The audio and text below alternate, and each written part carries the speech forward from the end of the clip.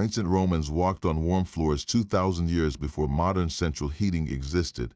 This marvel of engineering, known as the hypocaust, transformed daily life and defined an empire's luxury.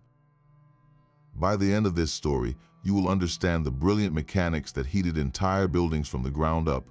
We will explore how fire channeled beneath mosaic floors could warm a sprawling bathhouse and uncover why such a powerful technology was ultimately forgotten for centuries. What does our own pursuit of comfort reveal about us today? The heart of this entire system was the hypocaust, a revolutionary method of central heating whose name literally means fire from below. Think of it not as a single fireplace, but as a hidden circulatory system built directly into the architecture of a building. The entire floor was lifted off the ground, supported by a grid of short, stout pillars made of stacked bricks or tiles.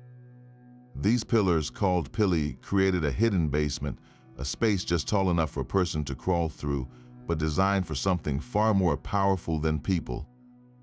At one end of this subterranean chamber was the prefurnium, the furnace room. Here, slaves or servants would maintain a constant roaring fire, often fueled by wood or charcoal.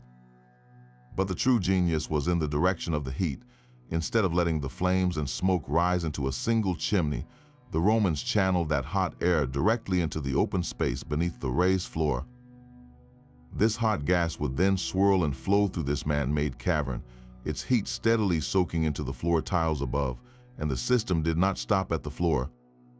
Hollow walls were constructed with special rectangular terracotta pipes called tubuli, which were stacked inside the walls, creating vertical channels. The heat from beneath the floor would naturally rise into these wall cavities, warming the bricks and plaster from the inside out. This ensured that the very structure of the room, from the floor you walked on to the walls you leaned against, radiated a gentle, consistent warmth. This technology was not reserved for the emperor's palace alone.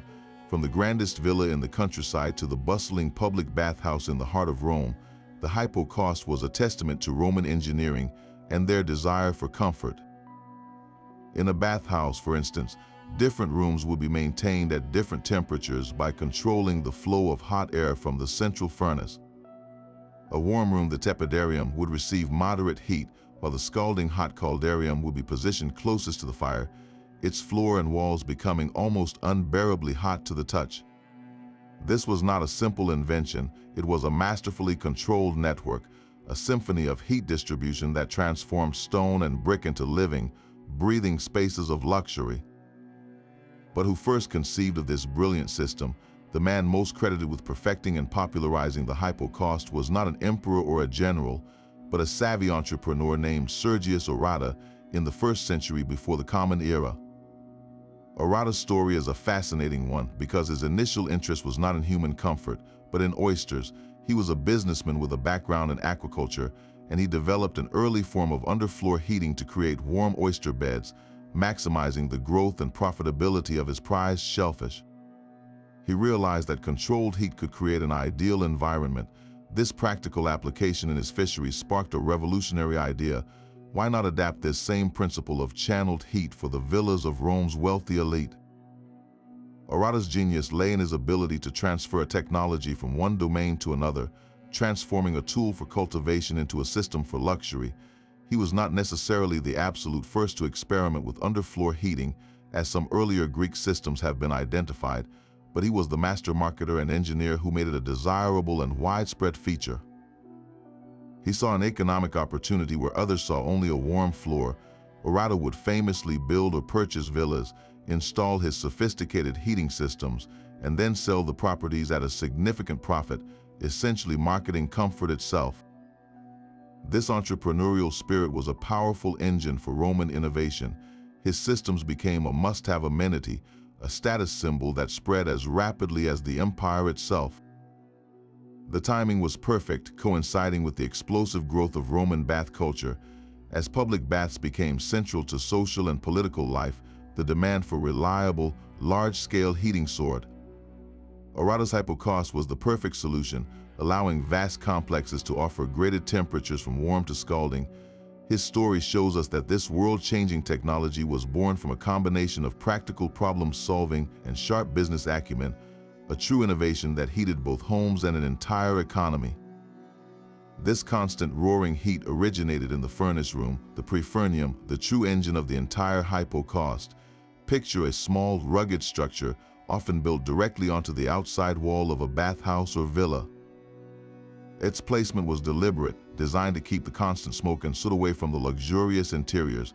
Inside, the air would be thick and sweltering, the walls themselves lined with fire-resistant bricks and volcanic stones that could endure relentless, searing temperatures. Here, a designated crew of servants or slaves performed the demanding physical labor of the system.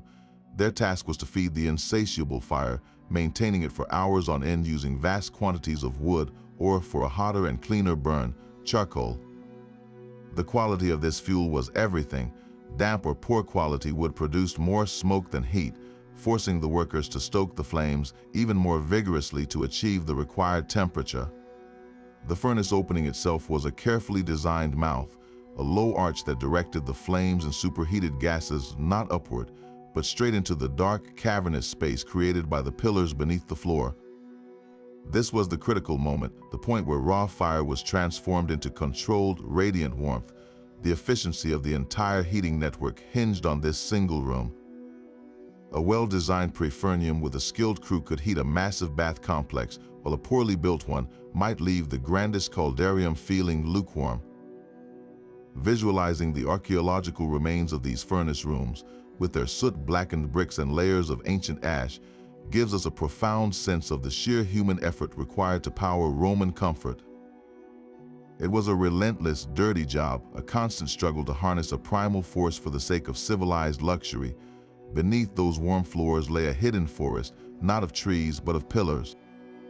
These pillar stacks were the unsung heroes of the entire hypocaust, the sturdy legs that lifted the entire world of the room above them. Picture a grid of short, stout columns, each one built by stacking square or round tiles, one on top of the other like a child's toy bricks. They stood about 2 feet tall, creating just enough of a crawl space for heat to travel, and were spaced a foot or two apart in a precise, repeating pattern. This careful arrangement was a masterstroke of engineering. The gaps between the pillars formed channels, guiding the hot air on a deliberate journey across the entire foundation of the building. This ensured the heat circulated evenly, preventing cold spots and making sure every corner of the floor above glowed with warmth. At the same time, the solid tops of the pillar provided a perfectly level and incredibly stable platform for the heavy floor slabs to rest upon. They had to be strong, and the materials chosen were key. These pillars were almost always made of terracotta, a fired clay, or sometimes stone. Both are fantastic at absorbing thermal energy. As the hot air swirled around them, the pillar themselves would heat up, becoming thermal batteries that continued to radiate warmth upwards long after the furnace fire had begun to die down. This greatly improved the system's efficiency and consistency. While the basic grid pattern was standard, Roman builders showed remarkable adaptability. In some regions, you find perfectly square stacks of flat tiles, while in others, like parts of Britain, circular pillars made from stacked, round terracotta discs were common. The goal was always the same: to create a robust and effective cavity for the invisible river of heat. The volcanic ash that buried Pompeii provided a perfect snapshot of this technology, freezing it in time. Excavations there revealed these pillar grids perfectly preserved, still standing in orderly rows after 2,000 years, a silent testament to the meticulous construction that made Roman comfort possible. This hidden architecture was not just about creating empty space, it was about engineering a perfectly balanced environment for heat to live and move. Resting upon this forest of pillars was the suspensory, the raised floor itself. This was not a single slab, but a masterfully engineered, multi-layered sandwich designed for one primary purpose: to absorb immense heat and radiate it steadily into the room above. The construction began with the statumen, a foundational layer of rough stones and rubble that provided a solid, level bed directly on top of the pillar. Upon this, builders poured the rudis, a thick mixture of concrete, often incorporating volcanic ash or crushed terracotta. This was the core of the thermal mass, a dense, sturdy layer that soaked up heat like a sponge.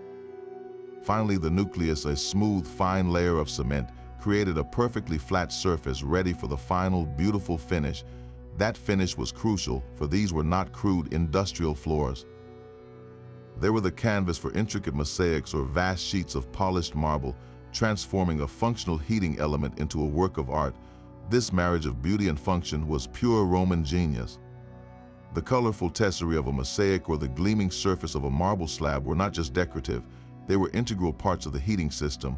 These materials acted as a phenomenal thermal mass, absorbing the day's heat from the hypocaust below and then slowly releasing it throughout the evening, long after the furnace fires had died down. This created a lingering, ambient warmth that made the rooms incredibly comfortable and efficient. In the colossal baths of Caracalla, you can still see the remnants of these suspended floors, monumental in scale. They had to be strong enough to support the weight of thousands of bathers while performing their thermal duties flawlessly. Beyond comfort, this design was also brilliantly practical.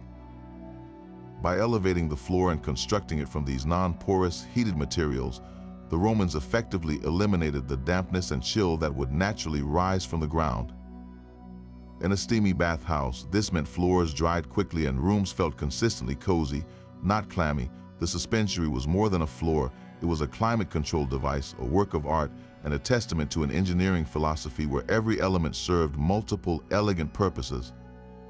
While the heated floor was a marvel in itself, the Romans knew true comfort required warmth from every direction. This is where the walls themselves came to life. Built directly into the brickwork were hollow rectangular tubes called tubuli. These terracotta pipes were the vertical arteries of the heating system, stacked one on top of the other to form continuous, hollow channels from the floor all the way up to the ceiling. As the hot air from the hypocaust cavity beneath the floor rose naturally, it would flow directly into the base of these wall tubes. The heat would then travel upward through this intricate network, warming the very fabric of the walls from the inside out. This was a brilliant safety feature as much as a heating one. By containing the hot air within dedicated clay ducts, the Romans drastically reduced the risk of fire spreading through the wooden beams or flammable insulation, often found in wall cavities. You can think of these tubuli as the ancient equivalent of modern radiator systems, turning entire walls into massive, radiant heating panels. Their installation was strategic. Builders placed them not just on interior walls, but on exterior ones as well, creating a thermal barrier against the cold outside air. This meant a room felt uniformly warm, with no chilly drafts seeping in from the outside walls. This innovation was a game changer for architecture. It allowed the Romans to construct and comfortably heat multi-story buildings, a feat that was virtually unheard of in other ancient civilizations. In grand bathhouses, the walls of the hottest rooms would be lined with these tubes, often finished with a layer of plaster. This coating was not merely decorative, it acted as a final layer of thermal mass, soaking up the heat from the tubuli and releasing it slowly and evenly into the room. Looking at archaeological fragments of these terracotta boxes, you can see the soot stains from centuries of hot air passage, a silent record of the warm, enveloping comfort they provided. The hypocaust heated your feet, but the tubuli embraced you completely. These heated walls and floors found their ultimate expression in the Roman bathhouse.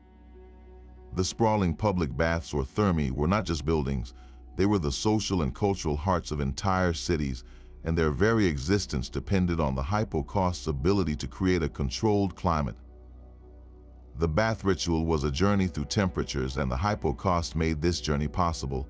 You would begin in the frigidarium, a cool room with a cold plunge pool to refresh yourself. From there you moved to the tepidarium, the warm room. Its hypocaust was gently heated, a soothing space meant to prepare your body for the intense heat to come. The final stop was the caldarium, the hot room. Here the engineering was pushed to its limits. Positioned directly above the main furnace, its floor and walls would be scorching, the air thick with steam. Bathers would sweat profusely, scraping their skin clean before perhaps taking a dip in a hot water plunge pool, also heated by the same furnace. This graded experience required a heating system of incredible sophistication and scale. At the legendary baths of Diocletian in Rome, which could hold thousands of people at once, a single furnace would never have sufficed.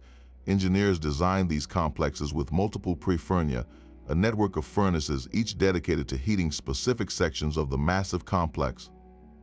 Managing the airflow through the vast subterranean labyrinths of pili and wall cavities was a monumental task, requiring careful planning of flues and vents to draw heat evenly and prevent dangerous buildups of smoke or gas. This was not merely about comfort, it was about public health, social order, and civic pride. A city's status was measured by the grandeur of its baths. The demand for these vast, warm public spaces, open to citizens of all classes, created a relentless drive for better, more efficient heating technology. The hypocaust did not just heat the water and the rooms, it fueled the very engine of Roman daily life, making the bathhouse a cradle of thermal innovation. While public baths showcased the system's grand scale, the true mark of personal luxury was a private hypocaust within one's own home. In the sprawling country villas of the Roman elite, this technology was adapted for intimate comfort, transforming daily life in ways we can still understand today. The system in a villa was far more targeted than the sprawling networks of a public bathhouse. Instead of multiple roaring furnaces, a single, smaller prefurnium, often managed by just one or two household slaves, would suffice. This furnace was strategically placed to heat only the most important rooms. The heart of this domestic warmth was often the triclinium, the formal dining room. Here, wealthy Romans would recline on couches for hours-long feasts. A heated floor ensured they remained comfortable even on the coldest nights, turning their social gatherings into showcases of both culinary and engineering sophistication. Bedrooms, particularly the master suite, were also frequently heated, offering a refuge from the chill. Some of the most ambitious villas even used hypocausts to create early greenhouses, channeling warm air under raised beds to force the growth of exotic fruits and flowers out of season. This was climate control for profit and pleasure. The financial barrier to such comfort was immense. The cost of construction, the constant supply of fuel, and the labor required to maintain the furnace meant that a private hypocaust was a privilege reserved for the very top of society. It was a physical, thermal divide between the wealthy and everyone else. You either lived in a home with warm floors or you did not. We are fortunate to have a vivid account from Pliny the Younger, who lovingly described his coastal villa, Laurentinum. He wrote of a heated dining room that caught the afternoon sun, creating a wonderfully warm and bright space for winter entertaining. He detailed how his heated bathrooms were arranged for optimal comfort, showing a meticulous personal interest in the system's operation. His words are not just a technical description, they are a window into the daily experience of this ancient luxury, a life where the floor beneath your feet could defy the seasons. This domestic adoption reveals a deeper truth. The hypocaust was not merely a public utility, but a potent symbol of status that warmed the very heart of the Roman home. Behind every warm floor and heated wall was a relentless hunger for fuel. The Roman hypocaust was a marvel of engineering, but it was also a furnace that devoured wood and charcoal on an almost unimaginable scale. In a large public bathhouse like the Baths of Caracalla, the daily consumption could reach staggering proportions, with some estimates suggesting tens of thousands of pounds of wood were needed to keep the fires burning from dawn until dusk. This was not just a casual fire in a hearth, it was an industrial appetite. The preferred fuel was often dense, slow-burning hardwoods like oak or beech, which provided a long-lasting, intense heat.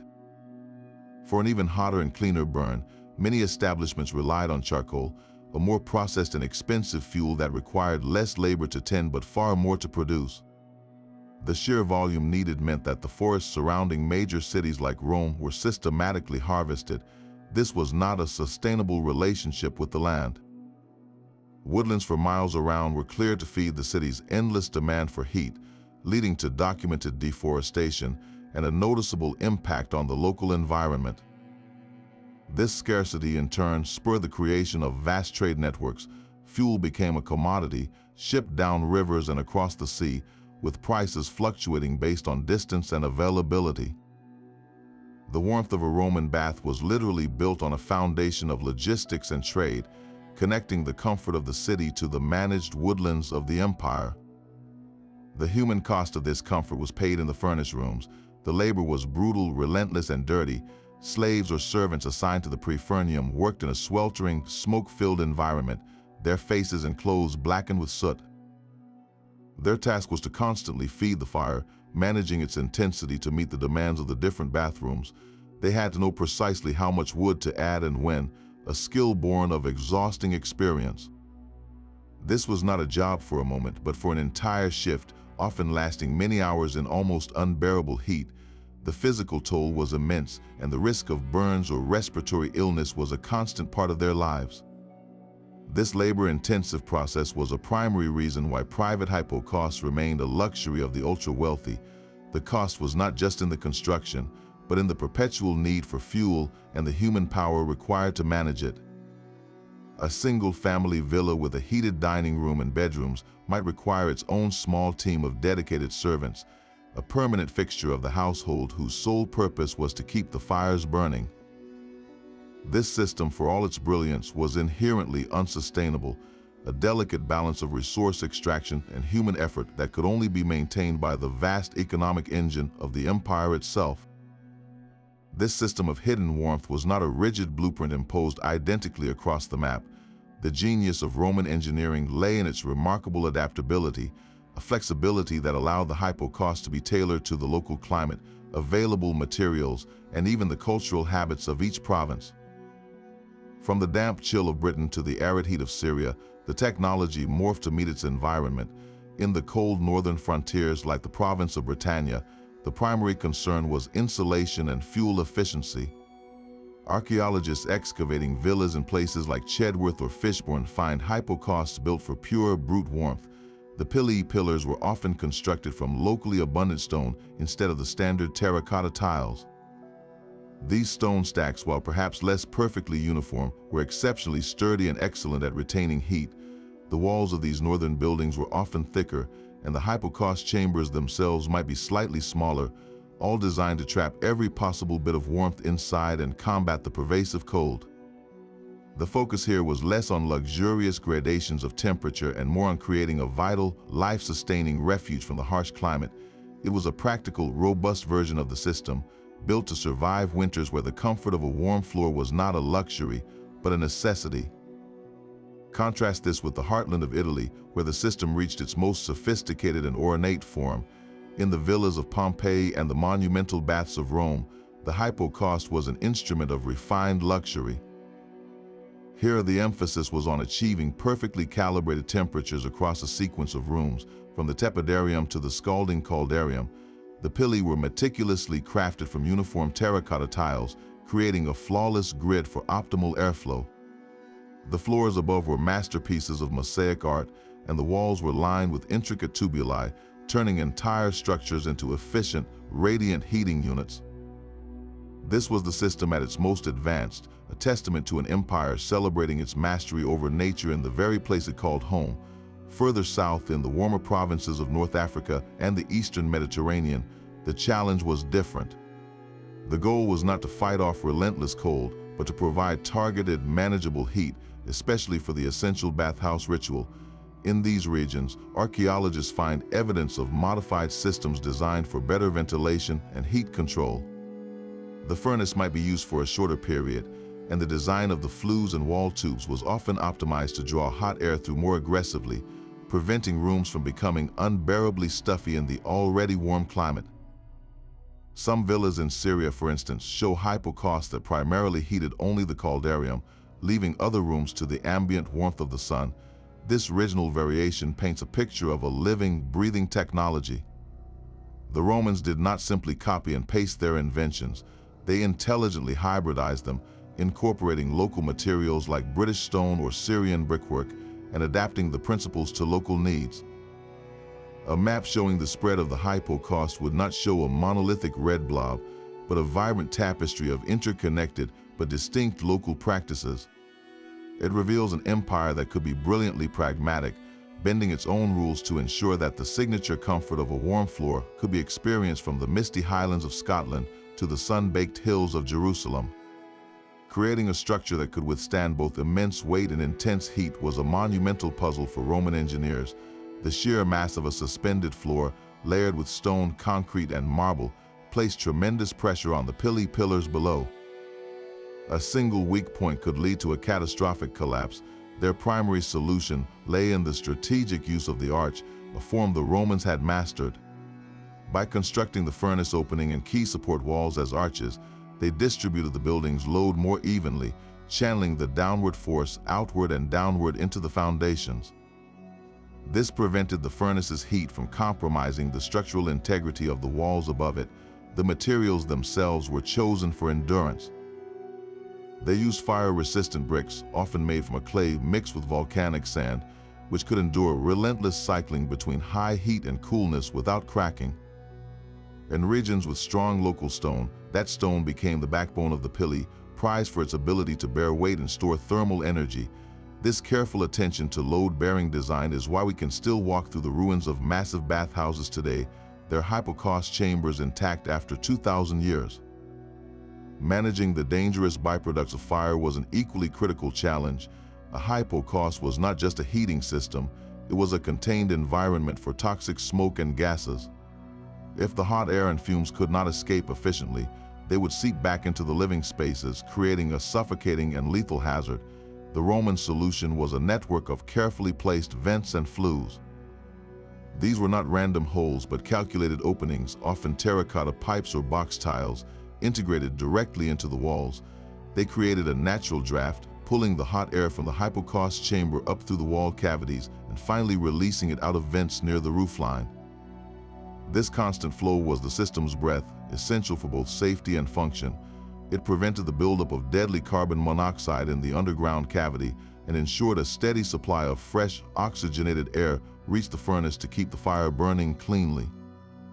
You can still see the soot stains lining the inside of these ancient flues, a permanent record of the endless stream of heat that once passed through them. Even with the heat flowing perfectly, a significant amount of thermal energy could be lost, making the system inefficient and expensive to run. The Romans developed clever methods to combat this waste. One key strategy involved the outer walls. While interior walls were lined with hollow tubuli to encourage heat circulation, the outermost walls of a building were often made solid and thick. This created a barrier of insulation, slowing the escape of warmth into the cold outside air. In some advanced systems, builders even filled the gap between two outer walls with a layer of empty pottery jars or a rubble core, creating a dead air space that acted as a primitive but effective insulator. This focus on heat retention meant less fuel was needed to maintain a comfortable temperature, a crucial consideration given the astronomical cost of wood and charcoal. Maintenance was a perpetual grimy reality. The subterranean labyrinth of a hypocaust would gradually fill with soot and ash, which could block the flow of hot air and drastically reduce the system's efficiency. This meant the cavities needed regular cleaning, a filthy and cramped job. Archaeological evidence shows that some hypocaust designs included small, sealed access points, essentially service hatches that allowed slaves to crawl into the dark, ash-filled space to shovel out the accumulation. Other designs made sections of the floor slightly more removable for larger repairs. The archaeological record is also littered with evidence of failure and improvement. In early or poorly built hypocausts, we find pili stacks that have crumbled under the weight of the floor above, or floors that have sagged and cracked because the pillars were spaced too far apart. We see flues that were incorrectly sized, leading to smoky rooms, and furnaces that were poorly positioned, failing to heat distant parts of a building. Each of these failures taught the Roman engineers a lesson. Over centuries, they refined the spacing of the pili, standardized the size of flue tiles for better draft, and perfected the layout of the underground channels to ensure even heat distribution. This long process of trial and error transformed the hypocaust from a brilliant idea into a reliable and highly sophisticated technology, a testament to Roman perseverance in the relentless pursuit of comfort. The Romans were masters of an invisible force, the physics of heat itself. The entire hypocaust system operated on a principle so fundamental it powers our weather and heats our homes today: convection. Hot air is less dense than cold air, so it naturally rises. The Romans engineered their buildings to harness this simple, powerful truth. Inside the hypocaust's dark cavity, the air directly above the furnace would heat up rapidly.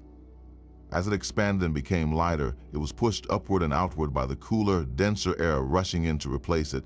This created a continuous flowing river of warmth that snaked through the channels between the pillars, seeking a way out. That escape route was the ingenious network of vertical flues and hollow wall tubes. The rising hot air would be naturally drawn into these cavities, flowing steadily upward and warming the walls before finally dissipating out of vents near the roof. This was not a static system, it was a living, breathing circulation of energy, a self-perpetuating cycle powered by the basic laws of thermodynamics. The brilliance lay in guiding this natural flow to serve a human purpose. The materials they chose were just as crucial. Terracotta tiles and Roman concrete are not just strong, they are phenomenal thermal masses. Think of a brick left in the sun on a summer afternoon. It does not just get hot on the surface, it soaks up the heat, storing it deep within. Hours after the sun sets, that brick will still feel warm to the touch. The Romans built their entire heating system from materials that behaved exactly like that brick. The pillars, the floor's concrete core, and the tubuli in the walls all acted as giant collective heat sinks. During the day, as the furnace roared, these components would absorb enormous amounts of thermal energy.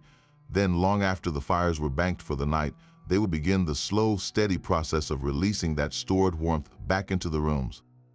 This created a lingering, ambient heat that made the spaces incredibly comfortable and efficient. It was the ancient equivalent of a slow cooker, gently radiating warmth for hours without needing constant fuel. This intuitive grasp of heat storage and transfer is why the concept feels so familiar to us today. Modern underfloor heating systems, with their network of water pipes or electric wires embedded in a concrete slab, operate on the exact same principle. We still use a thermal mass, typically concrete, to absorb and evenly radiate heat, creating that same luxurious floor-up warmth the Romans enjoyed 2,000 years ago. They may not have had the equations or the scientific vocabulary we use today, but their engineering reveals a profound practical understanding of how heat moves, how it can be stored, and how it can be made to serve our need for comfort. These silent buried ruins are the very evidence that confirms our historical accounts.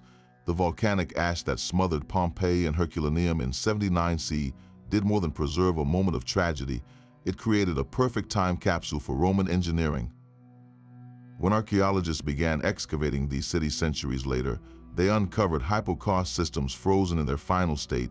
In Pompeii, you can walk through the House of the Faun and see the brick pillar stacks still standing in orderly rows, holding up the ghost of a floor.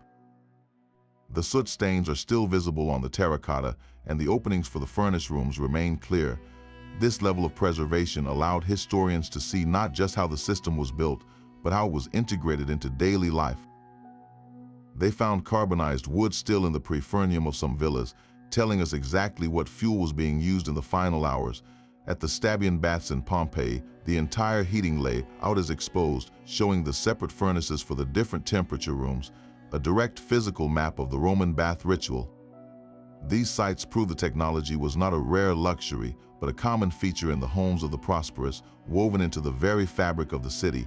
Across the empire in Britannia, the ruins tell a different but equally vivid story. The Roman baths in the city of Bath, England, are a stunning example of a sacred site built around a natural hot spring. Yet even here, the Romans supplemented nature with their own engineering. Excavations revealed a complex hypocaust system heating the surrounding rooms and buildings. The discovery here was not just of the heating system itself, but of the cultural imprint it left. Archaeologists found lead pipes, engineering adjustments, and evidence of constant maintenance, showing how the Romans adapted their technology to a new environment and merged it with local spiritual practices. The sheer scale of the facility, with its multiple heated rooms, demonstrates how bath culture was exported and established as a cornerstone of Roman life, even on the damp, chilly frontier of the empire. So how do archaeologists, faced with a jumble of stones and earth, identify these ancient heating systems? The process begins with spotting a telltale pattern in the foundations. The most obvious clue is a grid of small, uniform foundations, the footprints of the pillar stacks. Even after the floor above has collapsed, these stumps remain, outlining the ghost of the hypocaust chamber. Dark, ashy soil filling the space between them is another clear indicator, the accumulated residue of centuries of smoke and soot. The search then turns to the walls. Fragments of distinctive boxy terracotta tubes, the tubuli, are a sure sign that the walls were also part of the heating circuit. Finding the prefurnium involves locating a protruding structure with a low archway, its interior bricks often warped and discolored by extreme, repeated heat. By carefully mapping these elements, archaeologists can reconstruct the entire system's flow, understanding which rooms were heated and how intensely. Some of the most captivating finds are the small personal details that these ruins yield. In a villa in Herculaneum, excavators uncovered a beautiful mosaic floor still perfectly intact, suspended over its hypocaust. The vibrant colors and intricate patterns were a powerful reminder that this was not a crude industrial space, but a lived-in home where art and comfort coexisted. Elsewhere, inscriptions and graffiti have been found scratched into the plaster near furnace rooms. These are not grand imperial decrees, but mundane notes like a record of wood deliveries or a complaint about a lazy stoker. One famous inscription from a bathhouse in Austria simply lists the cost of firewood, giving us a direct glimpse into the economics of ancient comfort. These human touches bridge the gap of 2,000 years, transforming an engineering marvel into a relatable part of daily life. Each of these unearthed sites acts as a data point on a vast map. By comparing the hypocaust in a 1st century Pompeian villa with one in a 3rd century British fortress, historians can trace the technology's evolution. They see how the design was refined over time, with pillar stacks becoming more standardized and wall heating becoming more common. They can track its spread, following the physical evidence as it moves from the heart of Italy to the farthest provinces. The archaeology does more than just confirm the Romans had central heating. It reveals a living technology that was constantly being adapted, improved, and integrated into the rhythm of an empire's life, a silent network of warmth whose bones still speak to us from the earth. This warmth was a currency, and it purchased more than just comfort. It bought a new way of living that fundamentally reshaped Roman society, creating a stark divide between those who lived with heated floors and those who shivered without. For the elite in their private villas, the hypocaust was the ultimate status symbol. It transformed winter from a season of hardship into a time of continued social activity and leisure. A heated triclinium meant dinner parties could last for hours without guests feeling a chill, turning the home into a year-round center of political and social life.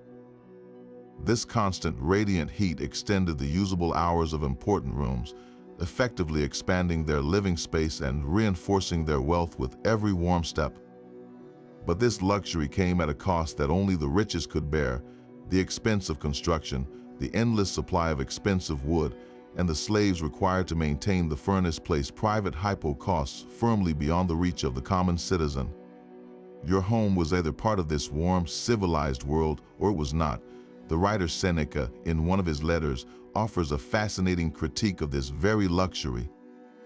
He contrasts the simple, sturdy baths of the Old Republic with the opulent ones of his own time, writing with disdain about the noise and excess. He describes the sophisticated heating systems almost as a sign of moral weakness, a departure from the virtuous, hardy life of the ancestors. His words reveal that the Romans themselves were acutely aware of how their pursuit of comfort was changing them, creating a life of softness that some viewed with suspicion. For the broader population, the social experience of heat was found in the public bathhouse.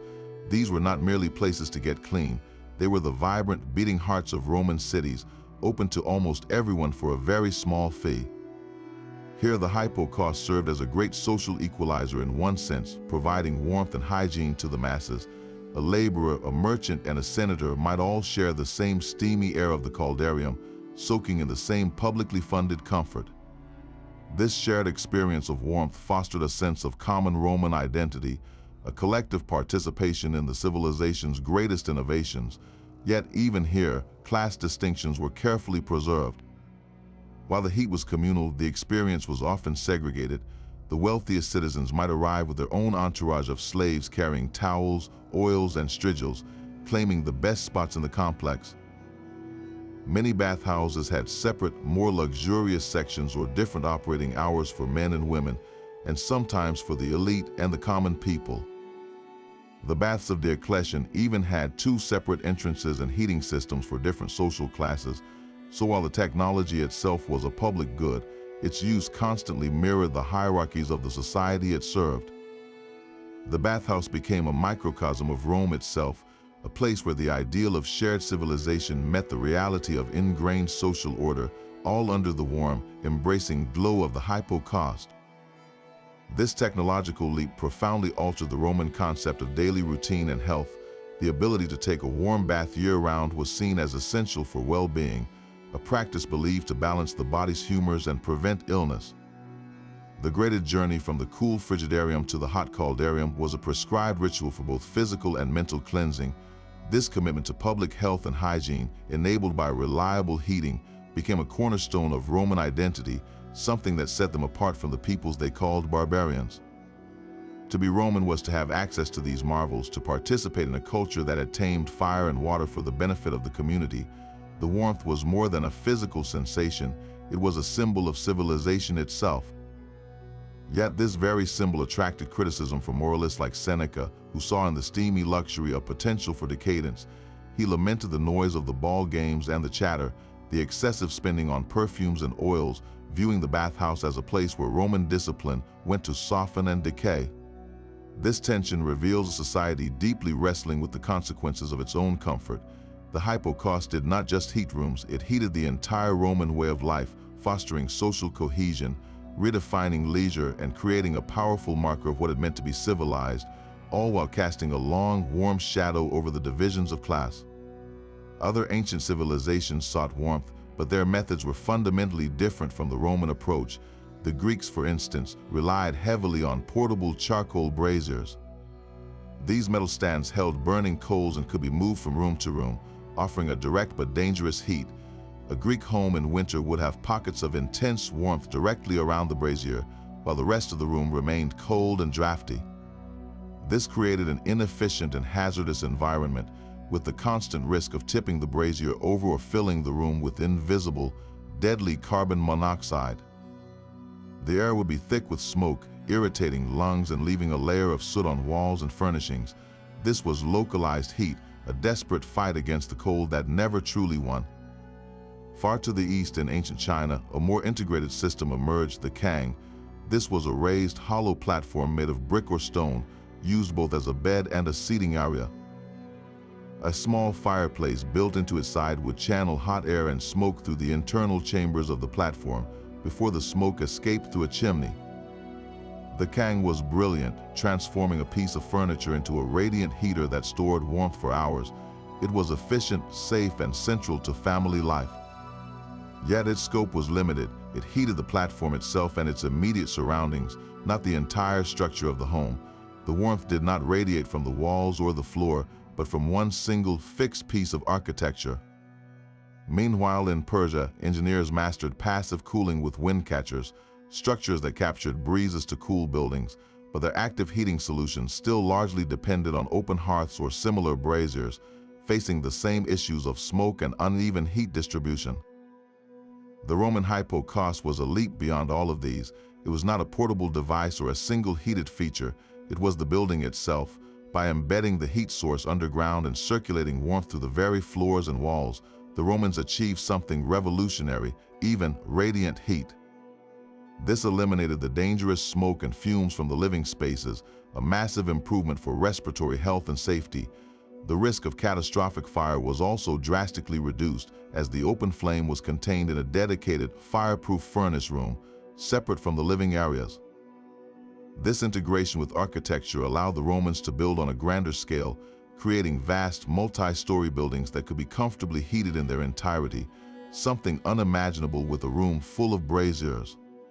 The difference was one of philosophy. Most ancient heating treated warmth as an object you brought into a space. The Romans treated warmth as a quality of the space itself. This fundamental distinction is why the hypocaust stands as a direct precursor to our modern central heating.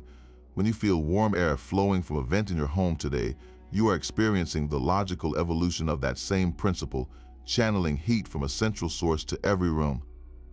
The Roman system was the first true blueprint for this idea, a hidden network that made the entire structure a single, unified source of comfort. It was a vision of environmental control so advanced that it would not be matched in Europe for over 1,000 years after the empire's fall. That brilliant warmth did not last forever. The slow decline of the Roman Empire meant the gradual cooling of its heated floors.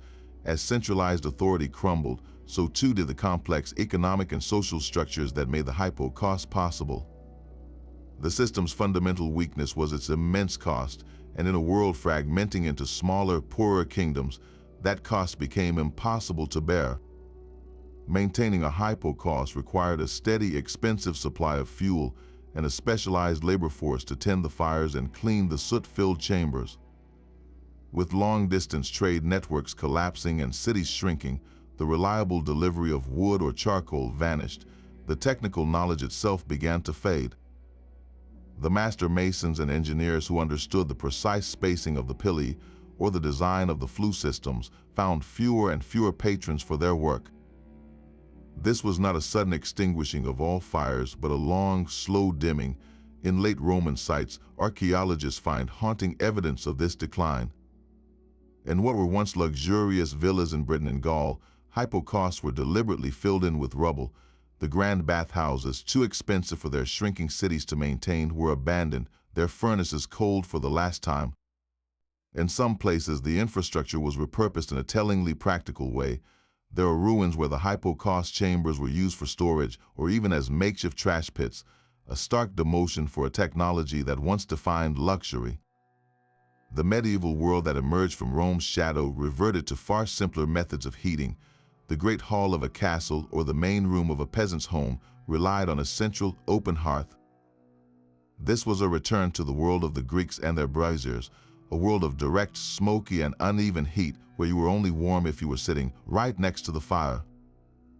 The enveloping, radiant comfort of the hypocaust became a forgotten dream, a ghost in the stones of ruined buildings. Yet the legacy of Roman heating was not entirely lost. In the Eastern Roman Empire, centered on Constantinople, the knowledge persisted and evolved. Byzantine bathhouses continued to use sophisticated heating systems, adapting the Roman principles to new architectural forms. This knowledge was later absorbed and refined by Islamic architects who incorporated underfloor heating, known as an andaluk, into palaces and mosques across the Middle East and into Moorish Spain. These systems kept the core idea of channeled heat alive, a flickering flame passed from one civilization to another. Centuries later, during the Renaissance, European scholars and architects, rediscovering classical texts and studying Roman ruins, looked upon the hypocaust with a sense of awe. They recognized the engineering genius they had lost and began to experiment with their own versions of central heating, inspired directly by the ancient models they were unearthing. This reawakening of interest planted the seeds for the heating systems we know today. Modern archaeologists and engineers now study hypocausts with a new sense of urgency, seeing in them lessons for sustainable design. The Roman reliance on thermal mass, using materials like concrete to store and slowly release heat, is a principle now championed in passive solar building design. Their understanding of radiant heat, warming people and objects directly rather than just the air, is the foundation of modern underfloor and wall panel heating. By analyzing the flow of air through these ancient systems, we gain insights into natural ventilation that can reduce our own energy consumption. The hypocaust was more than an ancient luxury. It was a sophisticated approach to climate control that we are only now fully appreciating. Its story is a powerful reminder that technological progress is not always a straight line forward, but its most brilliant ideas have a way of waiting in the earth, ready to warm a new world. These ancient blueprints are not just studied, they are brought back to life. Experimental archaeologists have taken the ruins and rebuilt them, firing up Roman furnaces to feel the heat for themselves. At sites like the Solberg Roman fort in Germany, researchers constructed a full-scale replica of a bathhouse hypocaust, stacking the pili by hand and laying the suspensory just as the ancient manuals described. Their goal was not just to see if it worked, but to measure its performance with modern instruments. They meticulously recorded how much wood was needed to heat the rooms and tracked the temperature rise in the caldarium over hours. The results were startling. A well-built hypocaust could raise the temperature of a room to a comfortable 30 degrees Celsius, that is 86 degrees Fahrenheit, and maintain it for an entire day. This level of warmth rivals many modern central heating systems. The experiments revealed an incredible efficiency in the Roman design. The thermal mass of the concrete floor and terracotta pillars meant that once the materials were saturated with heat, the furnace could be banked or even extinguished, and the room would stay warm for hours. This is a crucial lesson in energy conservation we are only now fully appreciating. At the Roman baths in Bath, England, you can witness a different kind of reconstruction. While the sacred spring provides the hot water, the surrounding rooms and plunge pools are heated by a modern system that faithfully replicates the hypocaust principle. Visitors can stand above the vents and feel the dry, radiant warmth rising from below, experiencing a direct physical connection to the past. This is not a simulation, it is a functioning example of the technology, proving its effectiveness to a skeptical modern audience. These reconstructions teach us that Roman engineering was not based on guesswork. Achieving such consistent temperatures required a deep, practical understanding of thermodynamics and airflow. The precise spacing of the pillars, the careful design of the flues, the selection of materials, all of it was calibrated to create a predictable and controllable environment. This knowledge is now finding new relevance. Architects and engineers studying sustainable building look to the hypocaust as a model of passive heating. The Roman use of thermal mass to store solar energy or excess heat is a cornerstone of modern green design, reducing our reliance on fossil fuels. Their mastery of radiant heat, which warms people and objects directly instead of wasting energy heating empty air, is the foundation of today's most efficient underfloor systems. We are, in a sense, rediscovering the wisdom in the stones, learning from a 2,000-year-old technology how to build a more comfortable and sustainable future. That relentless furnace came with a staggering bill, one paid not just in coins but in forest and human sweat. The sheer scale of fuel consumption for a major public bathhouse is almost incomprehensible to the modern mind. Historians estimate that a complex like the baths of Caracalla may have burned through 5,000 pounds of wood every single hour it was operational. To heat the water and the sprawling network of rooms, it required the equivalent of multiple entire forests each year. This voracious demand created a ripple effect across the Italian landscape. Pliny the Elder himself wrote with concern about the deforestation of hillsides near Rome, noting how the once wooded slopes were stripped bare to feed the city's appetite for fuel, including the insatiable needs of the baths. This was not a sustainable cycle, it was an ecological debt that the empire was steadily accumulating. The economic cost was equally immense. Beyond the initial outlay for construction, which was substantial, a hypocaust required a constant stream of capital. You had to purchase the wood, which became more expensive as local sources were depleted and supplies had to be shipped from farther away, and you had to pay for the labor, which was often slave labor.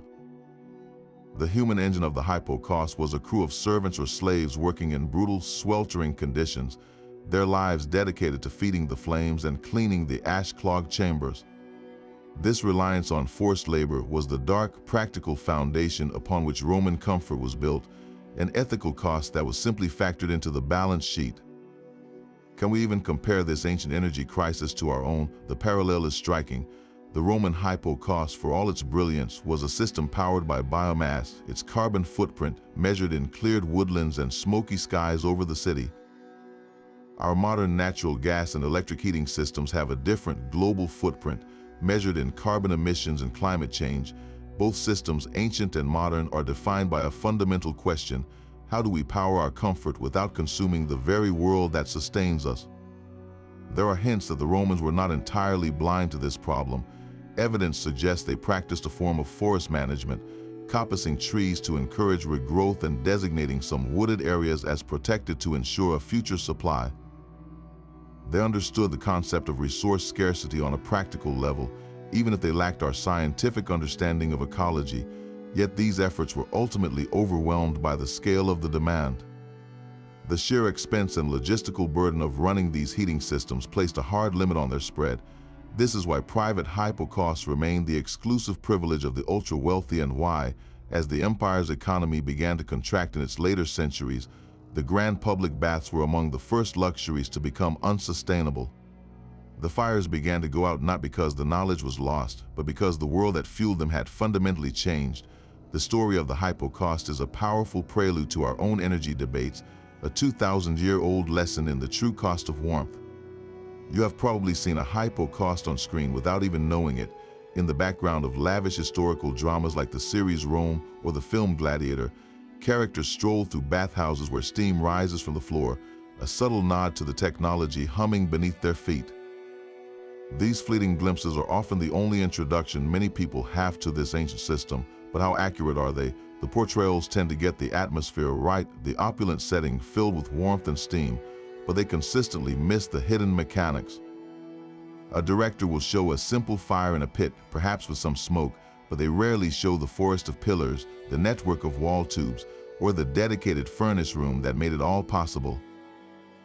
The complex engineering is simplified into a visual cue, a wisp of steam that tells the audience they are in a Roman space, even if the full story remains buried. This simplification creates a common misconception that a hypocaust was just a fancy fireplace. In reality, it was the building's circulatory system, a hidden architecture of heat that media has yet to fully explore. This gap between cinematic shorthand and engineering reality shapes our entire perception.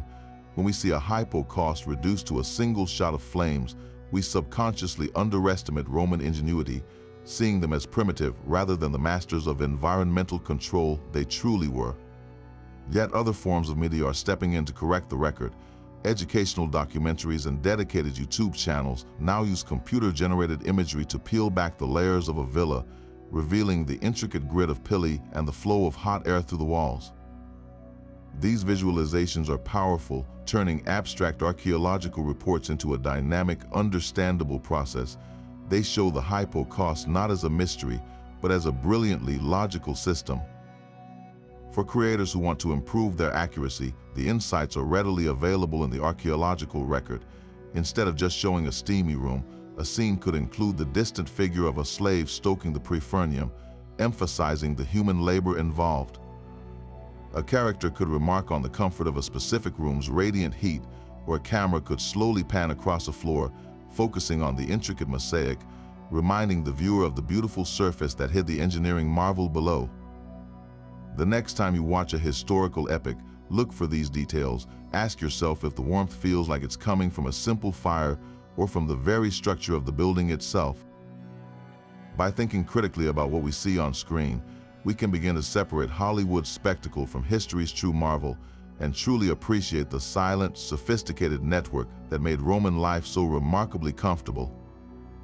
That warmth did not vanish from the earth with the last Roman furnace. Instead, the core ideas traveled, hidden in the stones of abandoned villas and preserved in the knowledge of Eastern empires, waiting to be rediscovered and reinvented. One of the most direct and enduring heirs to the hypocaust is the Korean andal. For centuries, Korean homes have been built with a hollow flue system beneath the stone and clay floor. A fire lit in the kitchen furnace would send hot air and smoke snaking through these channels before escaping through a chimney on the opposite side of the house. The principle was nearly identical to the Roman system, creating a heated platform for sleeping and living that radiated gentle, consistent warmth. The andal proved the universal appeal and brilliant logic of underfloor radiant heat, a solution that emerged independently yet echoed a technology from the other side of the world. In medieval Europe, the memory of Roman baths lingered, but the technical skill to replicate them had faded. Yet the concept of channeled heat found a new home in the stone walls of monasteries. Large walk-in fireplaces would be built in the basement kitchens or cellars, and the hot exhaust gases were directed through passages inside the thick walls of the chapel or the dormitory above. These rudimentary systems, often called smoke hypocausts, were a crude but functional attempt to recapture that lost Roman comfort, proving the idea was too powerful to ever be completely forgotten. The true Renaissance came with the Industrial Revolution. New materials like iron and steel allowed for the development of powerful boilers, and the invention of malleable pipes made circulating hot water or steam practical. In the early 20th century, an architect named Frank Lloyd Wright encountered the Korean andal system during a trip to Japan. He was captivated by its efficiency and comfort, and he began incorporating water-based underfloor heating into his iconic American homes, calling it gravity heat. This was the moment the ancient principle was reborn with modern machinery, using piped hot water instead of smoky air to warm a thermal mass. This evolution directly connects your own home to a Roman villa. When you walk across a floor warmed by water pipes or electric cables embedded in a concrete slab, you are experiencing the exact same physical principle. The concrete is your suspensory, the pipes are your hidden river of heat, and the gentle, rising warmth is the same radiant comfort a Roman citizen would have known. This is the legacy of the hypocaust in the history of what we now call HVAC, heating, ventilation, and air conditioning. The Roman focus on radiant heat, which warms people and objects directly, is far more efficient than simply heating the air, a lesson modern system designers have fully embraced.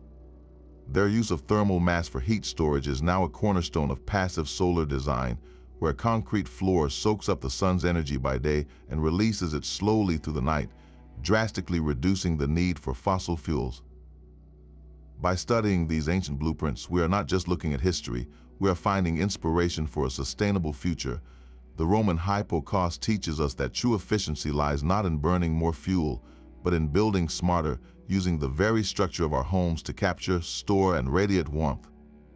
In an age concerned with energy consumption, this 2,000-year-old technology offers a powerful and elegant lesson in green design, proving that some of the best ideas for tomorrow are still warm from the past. The legend of Roman heating often paints a picture of perfectly warm floors in every home, but the reality was far more complex and much less universal. A common myth suggests the Romans invented this system from scratch, yet we know they were influenced by earlier Greek experiments with underfloor spaces, adapting and perfecting ideas that were already in the air. Their genius was not in pure invention, but in systematic refinement and ambitious scale. Another persistent exaggeration claims every Roman citizen enjoyed this luxury. In truth, the hypocaust was overwhelmingly a technology for the wealthy and for grand public buildings. The average Roman in a cramped city apartment or insula would have huddled around a simple, smoky charcoal brazier, a world away from the radiant warmth of a senator's villa. The system was a powerful marker of social division, not a widespread comfort. Even when a hypocaust was installed, it was not a perfect, modern central heating unit. Archaeological studies of various ruins reveal significant variations in performance. A poorly designed system with uneven pillar spacing or blocked flues could lead to frustrating cold spots in one room, while another directly above the furnace became unbearably hot. In some bathhouses, the floor of the caldarium could grow so searing that bathers needed wooden sandals to walk across it. This was not always a gentle, ambient warmth. It could be an intense, localized heat that required careful management. The idea of flawless efficiency is also a modern projection. While a well-built hypocaust was remarkably effective, its performance was entirely dependent on constant, skilled labor and a relentless supply of fuel. If the crew in the Prefernium was inattentive or the wood was damp, the entire building could fail to heat properly. Maintenance was a perpetual struggle, as the hypocaust chambers filled with soot that needed regular, back-breaking cleaning to prevent blockages. For all their engineering brilliance, the Romans never fully escaped the fundamental challenges of controlling fire. They created a magnificent system of radiant comfort, but it was one fraught with practical difficulties, limited in its reach, and far from the infallible technological wonder we sometimes imagine. The silent stones of a hypocaust are beginning to speak a new language, translated by lasers and infrared light. We are no longer limited to what we can physically uncover with a trowel. Advanced technologies like ground-penetrating radar and three-dimensional scanning now allow archaeologists to map entire subterranean heating systems while they remain safely buried. Researchers can pass a thermal imaging camera over an ancient floor and detect the ghostly footprint of long collapsed pillars, revealing the entire grid without ever breaking the ground.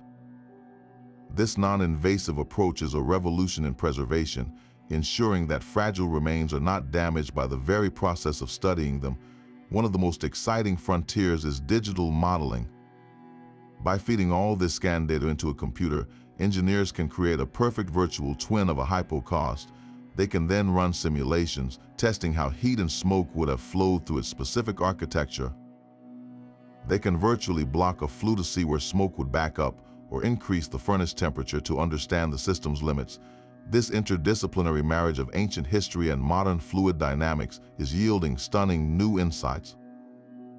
For the first time, we can not just see the structure, we can watch it breathe. Unexcavated sites hold immense potential for these new methods. The sprawling villas buried beneath modern cities like London or the untouched country estates dotting the Italian countryside are perfect candidates for remote sensing. A major upcoming project aims to scan the entire buried town of Falieri Novi in Italy, promising to reveal a complete map of its public and private heating networks. What secrets about original variations or early experimental designs are still hidden in the soil? The answers may soon be revealed without a single shovel breaking the earth. This digital access is democratizing history.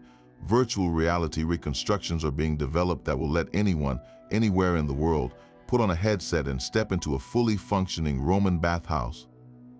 You will be able to descend into the hypocaust chamber, watch the fiery perifernium roar to life, and see colorful heat maps visualize the warmth radiating through the floors and walls above you. This transforms an abstract concept into an immersive sensory experience, making the engineering genius of the Romans tangible for a global classroom. You do not need to be an archaeologist to contribute to these discoveries. Citizen science initiatives are emerging where the public can help analyze thousands of satellite images or three-dimensional models online, identifying potential archaeological sites from the comfort of their own homes. Educational programs are teaching students to build their own miniature hypocaust models, learning the principles of thermodynamics through hands-on experimentation. The story of Roman heating is not a closed book, it is an ongoing investigation, and the next chapter could be written by a curious student, a retired engineer, or anyone with a passion for unraveling the past. The warmth of this ancient technology is reaching across centuries, inviting us all to feel its presence and share in the wonder of its rediscovery. The story of Roman heating is a journey through fire, stone, and human ambition. We have seen how a simple principle, channeling heat beneath raised floors, evolved into the sophisticated hypocaust, a hidden circulatory system that warmed entire buildings from the ground up. We followed its path from the entrepreneurial mind of Sergius Orata to the roaring perifernium furnaces, through the forest of terracotta pillars, and up into the hollow walls that radiated gentle, enveloping warmth. This was more than an engineering marvel, it was a force that shaped society, creating stark divides between private luxury and public life, while its immense cost in fuel and human labor revealed the fragile balance of an empire's comfort. Its eventual decline marked a long, cold snap in human history, a loss of knowledge that would take centuries to recover, yet the legacy of this ancient system is all around us. The principles of radiant heat and thermal mass that the Romans mastered are now guiding modern sustainable architecture, helping us build a more energy-efficient future. This 2,000-year-old technology matters because it reminds us that our pursuit of comfort is a fundamental human drive, one that can spark incredible innovation. You can stand in the presence of this history, visit the Roman baths in England, walk through the preserved ruins of Pompeii, or explore a local museum to see the pillar stacks and soot-stained flues for yourself. These silent stones tell a powerful story. Share your own thoughts and questions in the comments below, and let us continue unraveling the mysteries of the past together. And the next time you feel the warmth of your own floor on a cold morning, take a moment to remember the Romans who first pioneered that simple, profound comfort, weaving their ingenuity into the very fabric of our daily lives.